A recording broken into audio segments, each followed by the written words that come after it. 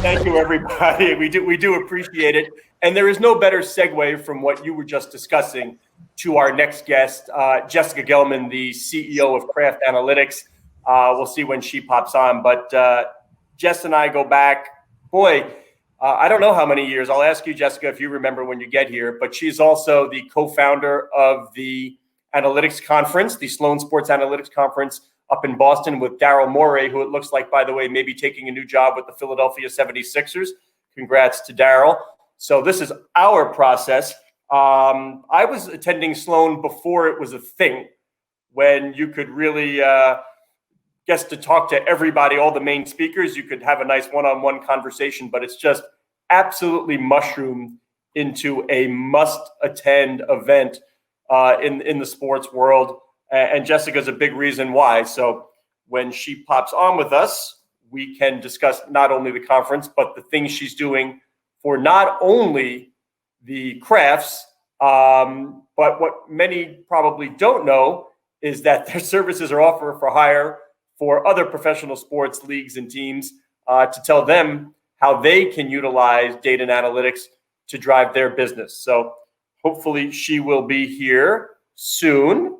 And I know she's even got some pretty visuals that I'm going to need her help explaining, because when there's an X and a Y axis and lots of dots, I know Sportico's Lev Akabas is great at this stuff, but I need somebody to explain it to me. So hopefully when she gets here, she can help us out with that, because I am not the best. I think she's going to pop on. There she is. Thank you.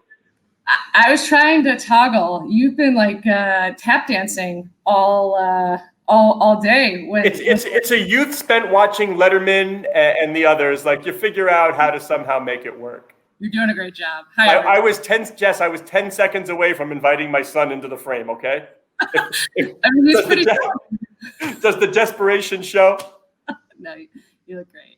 Thanks for having me. Perfect. Well, appreciate you being here.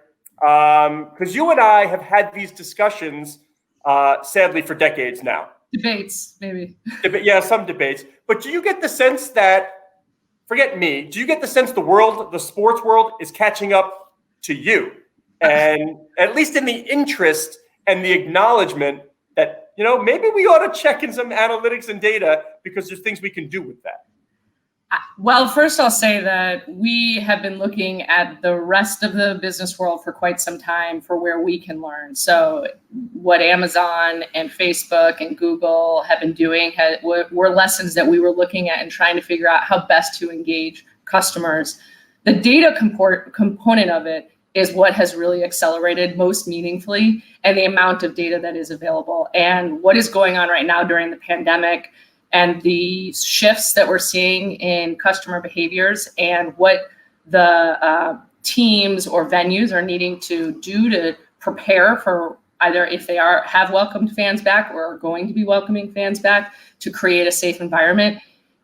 On the one hand, it's obviously awful that we're being forced to accelerate by 5 to 10 years to ensure more safety and traceability. On the other hand, from a data nerd kind of perspective, it's really exciting. And for us to have started this path of the creation of KAGR, 7 or 8 years ago, and officially rolling out 5 years ago, and having tools that can help organizations. And I would say, separate from that, the work that we've been doing that isn't necessarily for, for business, it's for the industry, the future of live events and sports. That's because we're trying to help people understand what these shifts are that are happening with customers. But I think your specific question, people are interested more increasingly. Data is an imperative now. A lot of times when you've had it, okay, if you win this many games, this is how much you can increase ticket prices, or if you lose a top player, this is the impact it's going to have on your business and your resales or your retention. Now the ask to us and for us to help our clients, and more broadly anyone who's working in the data space, is to help foresee the future in more real time, because historical precedent at this point in time is not a good predictor of the future. Yeah, what is the more difficult, if that's the right way to term it, difficult, collecting the data or knowing what to do with it? The great question. Can I say both? I'm going to say depends. Well, first, I love giving this example about collecting data, because making sure you actually have data and can consume it is super critical, and pull it in the right ways. There's so many organizations that are spending time with very manual processes of pulling files out of their operating systems, manipulating them, and then presenting them in a certain way. But your question is about like the data itself. So my example is customer service.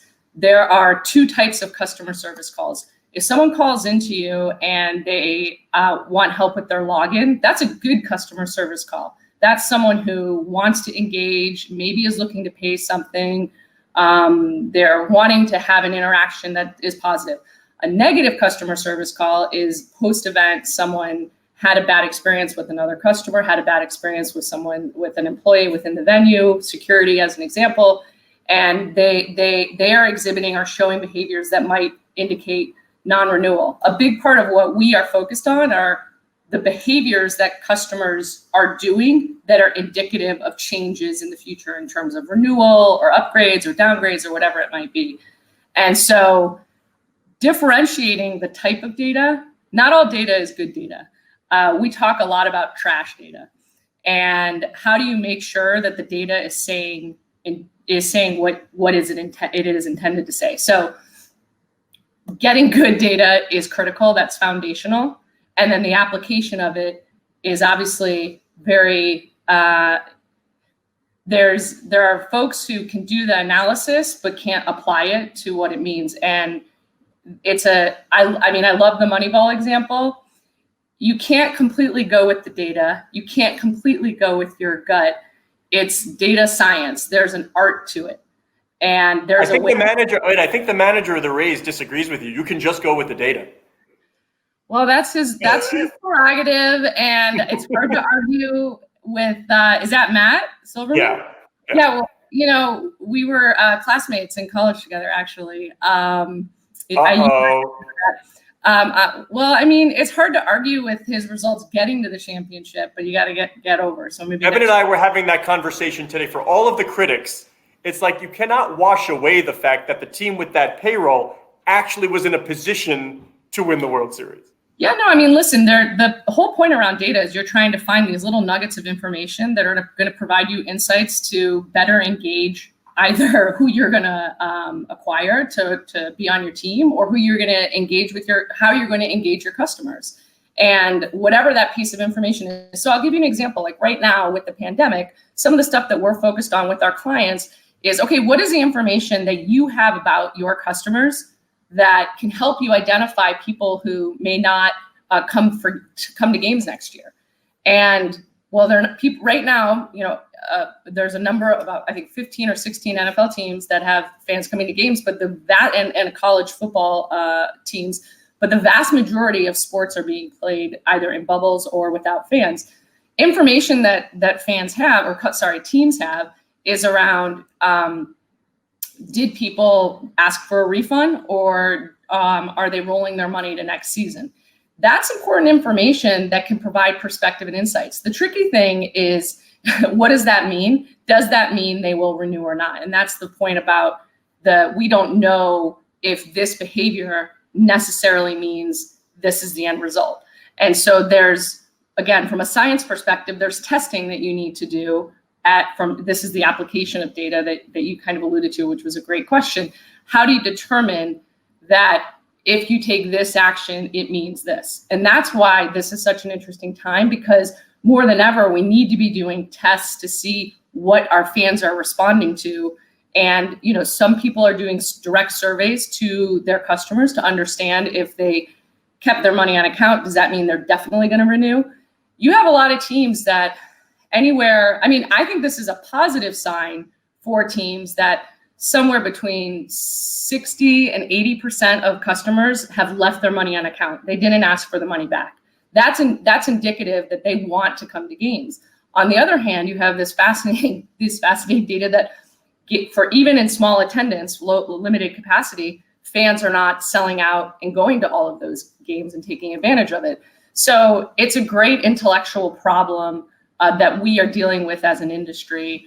And, I think we are uniquely trying to provide support to the industry and to our clients, obviously more specifically. I'm hoping you can answer this. My sister is a Patriots season ticket holder. So when the initial email went out, and the Patriots were first to give fans the option to, we understand if you don't feel comfortable coming this year, you can delay a year, keep your seat, no penalty.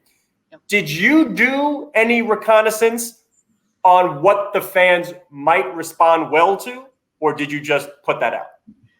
No, you have to give full credit to the Krafts for that. Jonathan in particular is, in my opinion, very much in touch with what is the right thing to do. He's the chair of Mass General, which is one of the major hospitals up here in Massachusetts. And I think he made a decision that was best for for this region. And I personally have to give kudos to that. Obviously, that was on the back of the flight to China to bring back all the N95 masks. Okay. So I was not involved in that. I was just wondering if perhaps you had checked to see what folks wanted before the offering was made. Again, I mean, it's kind of, are you going to do the right thing from an integrity perspective, and can you financially afford to do something like that? And that's a decision that was for the Kraft from an ownership perspective, which I really respect. All right, I have been reading all of your reports that come out periodically in terms of how fans are thinking about a comfort level to return to stadiums, both in the college and the professional ranks. We talked about some of the pretty pictures that you had sent over, and I don't know if you heard, I'm X and Y axes, very difficult. We'll see how quickly folks can digest this stuff, but why don't you tell me what we're looking at here and what's the significance to the teams or the universities? Yeah, so basically at the beginning of the pandemic, we work across the 5 major professional sports leagues as well as in the college space. And we were getting lots of questions. And also we were in a part of the country that was very impacted by COVID in the Northeast. And we were seeing how some of our clients that were in California or the middle of the country weren't as aware of the impact. They hadn't gone into lockdown at that point in time. And also the data that was available was just confusing. A lot of it was survey based. It wasn't consistent how you were defining the rate of infection. It wasn't based, I will say, again, over an N. It wasn't a consistent out of 1,000, which is now people generally do. What is the number of infections you have out of 1,000? And so we said, okay, what can we bring to bear to help? Which was, obviously, we do a ton with pulling in a bunch of different data from folks within the industry, ticketing, retail, marketing, CRM, all of that. How can we turn this and take publicly available information, consumer behaviors, restaurant reservations, flights, mobility, look at economic factors like unemployment, look at COVID, pull that all in and get a view across the United States. We picked 31 markets, which you can see the 31 here.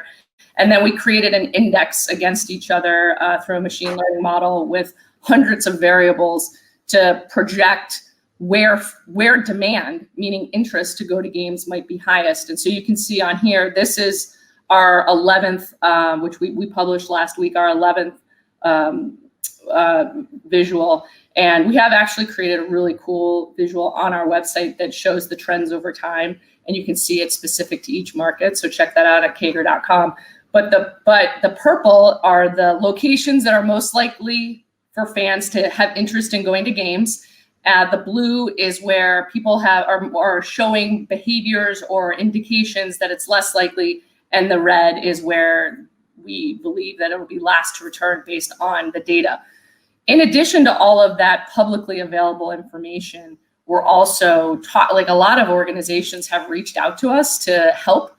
Ticketmaster, ESPN, the Miami Dolphins, New York Yankees, and are sharing some insights of the measures and efforts that they're taking to try and create more safety in their venues. And obviously, again, there's a lot of venues that are hosting fans today.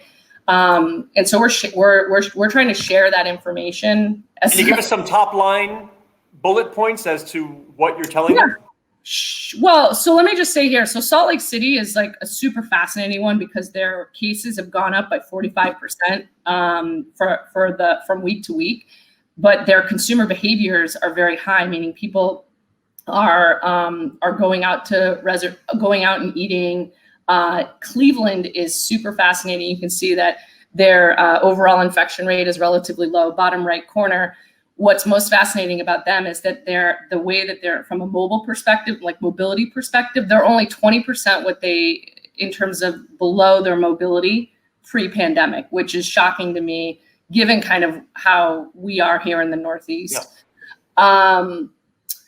The key things in terms of what venues are doing, specifically, what we're helping some of our clients think through are what are the pandemic specific efforts that they need to be thinking about. So that's things like general safety, traffic flow. So, I mean, is there some thought to making a reservation to go to the bathroom? I mean, that sounds crazy. If you got to go, you got to go. But to ensure that there aren't too many people, in the bathroom. Obviously, there's been a huge movement toward cashless in venue, and food and beverage as well. Yeah, well, for food and beverage specifically, and I mean, I'm a big Starbucks and Dunkin' Donuts order ahead and then go pick up. That is. It has to be part of what the new experience is going to be. And then obviously we had seen such significant shifts in venues around having areas of congregation because people wanted to go in groups. And how is that going to change? And many of the clients that we're working with are rethinking how they are spacing and how they've laid out their stadium. And even the product of what a season ticket member package is going to be is potentially going to change, because you're probably going to have a greater bifurcation between the super premium high end, where you kind of know who you're with if it's a suite, for example, versus the get in the door and that experience. So, it's the customer right now in terms of what we're seeing from engagement. That person is changing too. Oh, and we're gonna talk to Angela Ruggiero later, and she talks about that fluid fan. Like the expectation of fans and customers is different. You got to figure out what they want.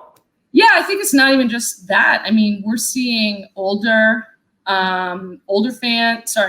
fans, more male, people who live closer to the venue than previously. And there's more new fans that are going to games or who are buying tickets to games. So if you're a venue or a team that's hosting fans, you need to rethink if you have the right offerings in your venue. So in my opinion, yes, the fluid thing is important for safety. But in terms of, is the music that you play in your venue right for the customer base that might be evolving and changing? MLB has had a huge uptick in female viewers. We've seen women's sports get a lot more publicity during this time, which has been great to see. Does that mean more women are going to attend games? And if that's the case, does that mean we need to have different drink offerings in venue? I know, Scott, you probably drink White Claw, but I don't know how many venues actually have White Claw if that's what women are drinking. I need an umbrella and some peach something or other, Jessica. Yeah, that's fine with me. By the way, I'm not kidding. You know what went through my mind when you said perhaps on an extreme you need a reservation in the bathroom? I thought about like sports venues with the Disney-like Fast Pass. Like, I'm sorry you guys are waiting in line, but I need to go. Well, and I think that point is really good because many sports organizations have looked at Disney and what they're doing and are kind of questioning, have been for a while thinking about those changes that they might need to do. And as we said, the acceleration of technology is significant for in venue, but even like the tracing, we're looking at, I don't know, maybe the second half of 2021 for when we might even get back to full capacity, and it's probably going to be a little bit after that. And so depending on how good the vaccine is, we all need to be thinking about that comfort level and again, which fans will actually come to games. And there was one other view that we had, which was we looked at football. So one of the questions we had for ourselves is the Future of Live Events fan index is it actually projecting who will attend? So you can throw that up there or not, but letting you know we're getting short on time, but we'll give you a look. It's not that one, it's that one. So you can see Oklahoma State, Oklahoma, Alabama, Texas A&M. So Oklahoma City and Houston, Tuscaloosa and St. Louis were all in our most likely to return. And this is actual attendance for college football games. So, basically what we have been projecting is showing to be true. Now, we're always trying to improve the fan index to provide more perspective of who's going to attend as more data is made available. But, again, we did the fan index, and it was based on mobility. Are people going to restaurants? The truest sense of, is it reality, is are people in those locations actually attending games? And the answer is yes. That is what's happening, except for LSU. Except for LSU, and apparently the Saints are not going there because the mayor will not allow them to. Jessica, we never have enough time, but thank you so much. Always a pleasure to chat. I'm getting the stink eye from Novi Williams over here because I'm cutting into his Intel time. Well, great event. Thanks, guys. I appreciate it. Thank you. Bye.